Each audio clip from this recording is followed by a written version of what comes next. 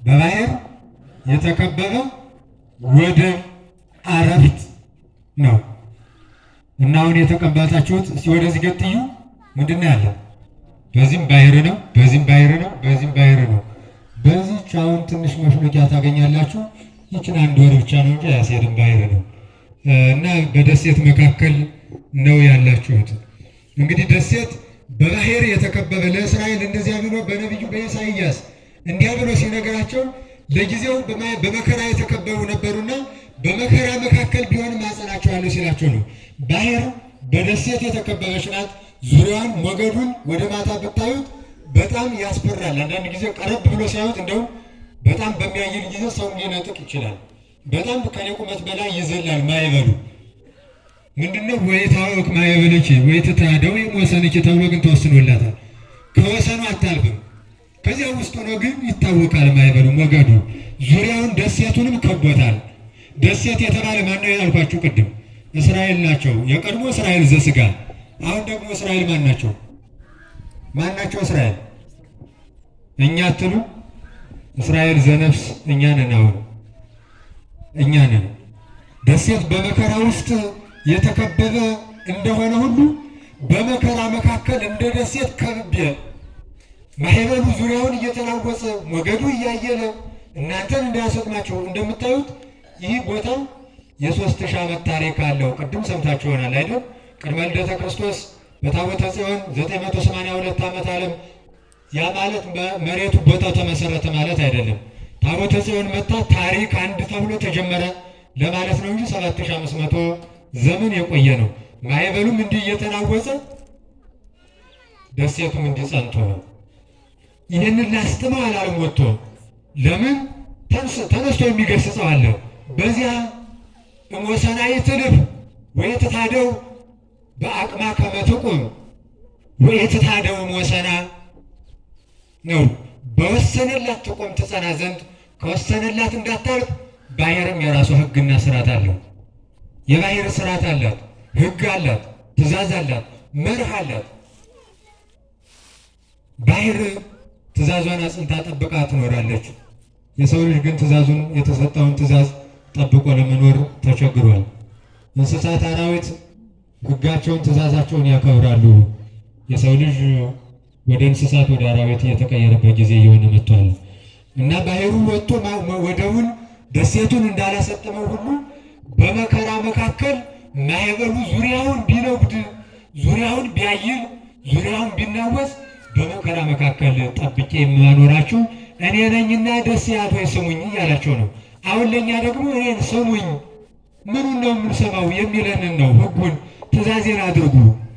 በመከራ መካከል አሁን በዚህ ሰዓት እኮ የምታዩት ነው። ዙሪያው በየዕለቱ በየሳምንቱ በየወሩ በየቀኑና በየሰዓታቱ የሚሰማውን ከኛ ይልቅ እናንተ ናችሁ የምትሰሙት። እኛስ ምናልባት በወፍ በረር ስትመጡ እንዲሁ የሚሆነውን ነው።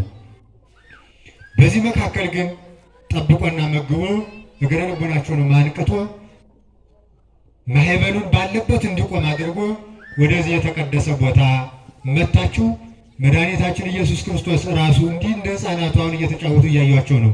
የ2 ዓመት ሕፃን አለ። ከዚህ የ2 ዓመት ሕፃን ሆኖ እናቱ ቅድስት ድንግል ማርያም አራስ እናት ሆና ዮሴፍ ሰሎሜ ታቦተ ጽዮን አምልኮቱ የተጀመረበት ጥምቀቱ የተመሰረተበት ብሉያቱ የተረጎመበት አዲሱ የተመሰረተበት መስቀሉ የቆመበት ታሪኩ የጸናበት የኢትዮጵያ ትምክህት የሆነ ቦታ ላይ ነው የመጣችሁትና በዚያም በማዕበል መካከል አሳልፎ እግዚአብሔር ሰው የየራሱ ሕይወት እንዳልኳችሁ ማዕበል ወደዚህ ለመምጣት እኮ ከመንገዳችሁ ላይ ብዙ ማዕበል ነበረ፣ ብዙ ሁከት ነበረ።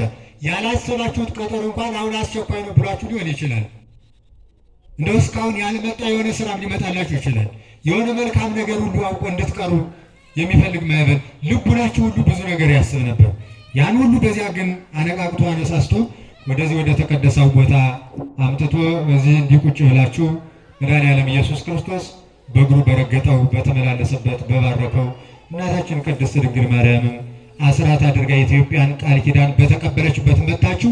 እናቴ ቅድስት ድንግል ማርያም ሆይ እኔንም አስራት አድርገሽ ያዥኝ፣ ከዚህ ቦታ ነው ልጅሽ የሰጣት ኢትዮጵያንና እኔም አንድ ኢትዮጵያዊ፣ እኔም አንድ ሰው። ኢትዮጵያ ማለት አፈሩ ብቻ አይደለም፣ ኢትዮጵያዊ የሚያኮራው ሰው ነውና ከሰዎቹ አንዱ ነኝ፣ ከክርስቲያኖች አንዱ ነኝ። ይልቁንም ደግሞ አንቺ በስደትሽ ከርተት ብለሽ ተንገላተሽ፣ እኔ በመርከብ መጥቼ፣ አንቺ አይታችኋታል ስትመጡ እንዲህ የቀዘፍ አላያችሁ? በዚያችሁ ነው መጀመሪያ የመጡት የነበረው። በዚያ መጥተሽ በረገጥሽው። ይልቁንም ደግሞ ሶስት ዓመት ከ6 ወር የመከራሽ የስደትሽ የስቃይሽ ከረሃብ ከብርድ ከፀሐይ ከፍርሃት በላይ ደግሞ አንድና አንድ ተወዳጅ ልጅ ሊነጥቁኝ ነው ብሎ ማሰብ እጅግ ጭንቅ ነው። ራብ አለ አስታውሱ፣ ፍርሃት አለ። ሴት ናት፣ መንገድ ሄዳ አታውቅም፣ በረሃ ለበረሃ ነው የምትሄደው። በዚህ ሁሉ መካከል ግን ረሃብንና ፀሐዩን ውርጩን ቁሩን ታግሶ እየተጓዙ አሁን ደረሱ፣ ልጅ ሊነጥቁኝ ነው፣ አሁን መጡ፣ ልጅ ሊገሉብኝ ነው እያሉ እየፈሩ መሄድ ምን ያክል መራራ እንደሆነ አስታውሱት።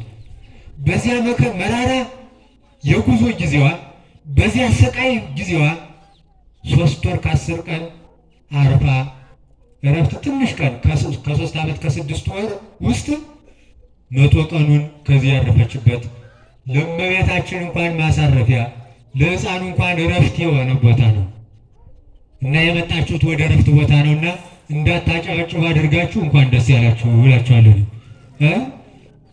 ይህ ቦታ መንበረ ጸባዖት የሆነ ቦታ ነው። ምክንያቱም በሰማይ የሚደረገው ሁሉ የተፈጸመበት ቦታ ነው። የእመቤታችን የስደቷ የመከራዋ የጭንቀቷ እስኪ እንደው አስታውሱት።